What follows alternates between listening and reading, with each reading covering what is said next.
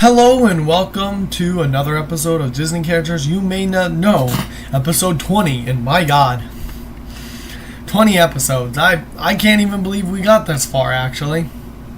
And now I know, this isn't being released the correct day. You said they were, Saturdays. True, I did, but,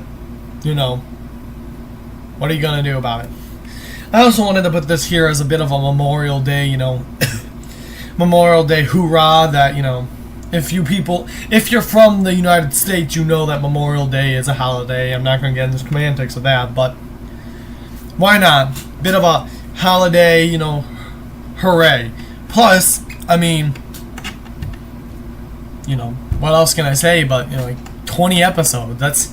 It's a pretty big achievement. Last series to get that many episodes was... Yeah, never mind. Anyway...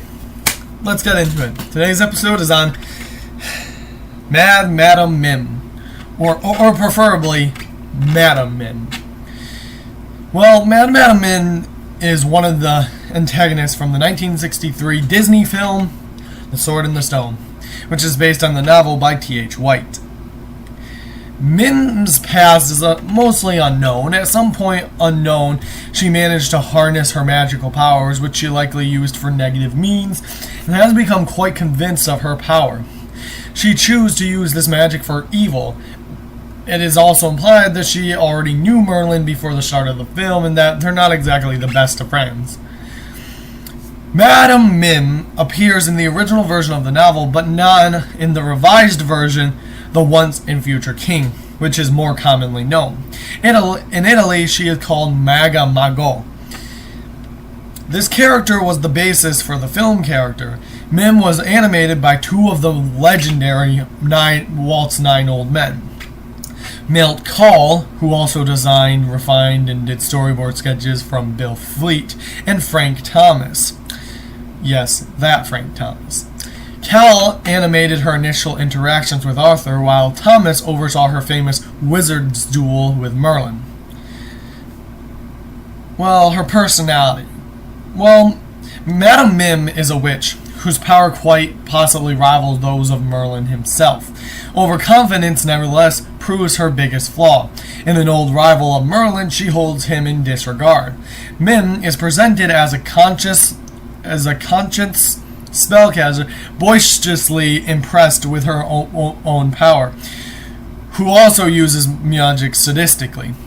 She is also a highly morbid character with an abhorrence for all things wholesome, especially sunshine. She effing hates it. Madam Mim is cunning, arrogant, dishonest, traitorous, calculating, and unscrupulous. Movie viewers observed this when she broke her own rules during the duel with Merlin. She even used a so-called loophole when she took on the form of a dragon. Mim clearly doesn't care about any rules, so she probably made them up solely for the sake of limiting Merlin, as the later's honorable character would not allow him to break the rules. Because, Merlin's a good guy. Madam Mim claims to surpass Merlin in power. She actually no more than a pretentious garden variety hex. She is initially shown withering flowers and performing other minor tricks. The main ability she displays, however, is her shape-shifting skill. Her wizard's duel with Merlin further highlights her penchant for shape-shifting. On this occasion, she turns into a crocodile, a fox, a chicken, a cat, an elephant, a snake, and finally a rhino, all of them with purple hair and colored pink. She ends her little performance by transforming into a menacing, grotesque purple dragon. She can also change her size, from a giant to the size of a mouse. She can also fly on a broomstick, and yeah, she's a witch. So let's talk about where she appears. The Sword in the Stone. After Merlin transforms Arthur into a bird, Arthur finds himself pursued by a hawk and subsequently flees into the wood. He unwittingly perches atop the abode of Madam Mim, ducking into her chimney as the hawk swoops once more at him in a predatory lunge. Arthur surprises Mim with an inadvertent arrival, which she notices when she hears him coughing out the suit. Upon learning that Arthur has been transformed and is fanatically loyal to Merlin, Mim tries to convince Arthur that she is superior to Merlin, but Arthur remains unconvinced. citing Merlin's benevolence when using magic. This infatuates Mim, being that she sees all the good things bad. Yes, and in my book, that's bad. So she decides to destroy him. She attacks and captures Arthur, but Arthur pecks her in the nose. Then Merlin arrives in a whirlwind and prevents Mim from destroying Arthur by interrupting her.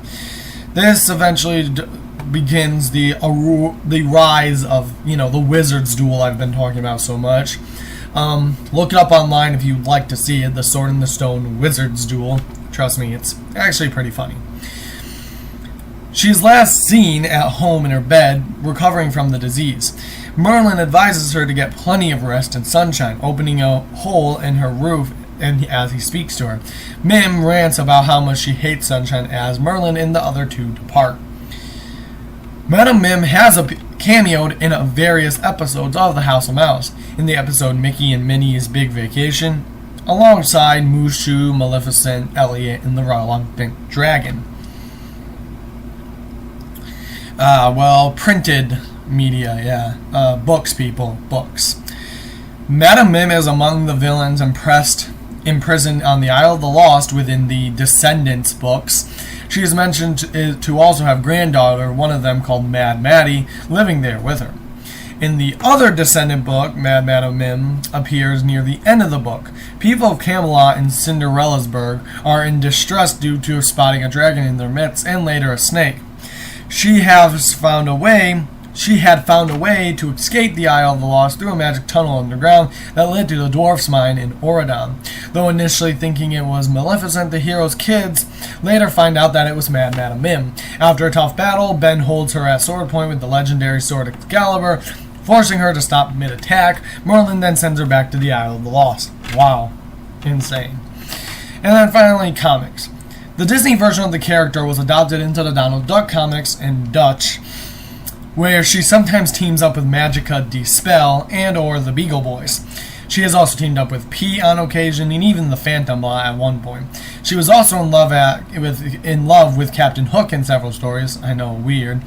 With the Phantom Blot. Yeah, both Captain Hook and the Phantom Blot. That's weird. In some European comics, she has also lost her truly evil streak and appears both morbid, yet still relatively polite. Madam Mim makes several appearances in the Dutch comics to this day, where she's usually like Witch Hazel from the Donald Duck Halloween cartoon. Trust me, if you don't know it, just look it up. Madam Mim's only appearance on the Disney on Ice show at all was in Mickey's Diamond Jubilee show, which was from 1988 to 1993. And finally, an unnamed Madam Mim is the boss of the library cookie jar level of the World of Illusion video game. Now, just for some small facts.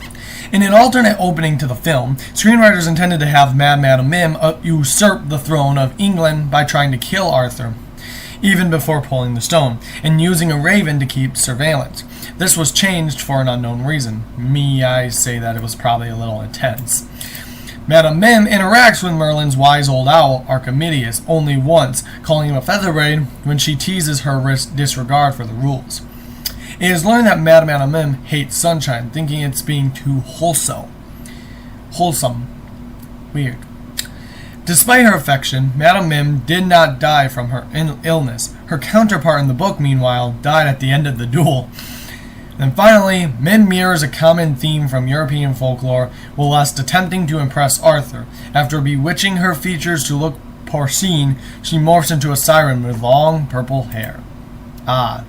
Incredible. Well, anyway, that's the last episode of Disney Characters You May Not Know, episode 20. Hopefully you enjoyed this episode, and, well, get ready for next week's episode, because we're going to talk about two of the most bumbling losers you'll ever see, and yet somehow get work.